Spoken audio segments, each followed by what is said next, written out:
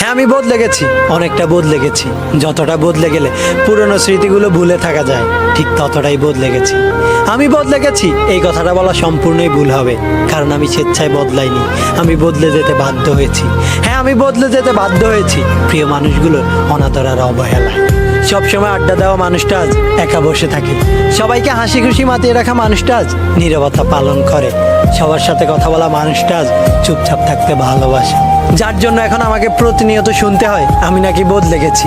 হ্যাঁ, আমি বদলে গেছি, কিন্তু আফসোস যে এই মানুষগুলোর জন্য আজ আমি বদলে গেছি, সেই মানুষগুলোই আজ আমি বদলে যাওয়ার কারণে আমাকে বলে আমি নাকি স্বার্থপর আর অহংকারী।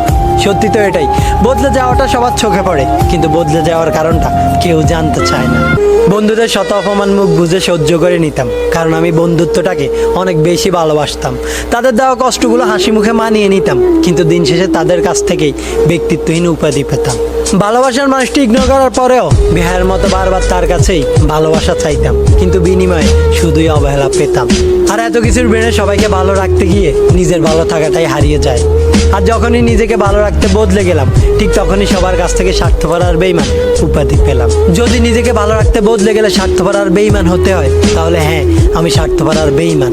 সত্যি আমি অনেকটা বদলে গেছি, নিজেকে ভালো রাখতে আমি অনেকটাই বদলে গেছি।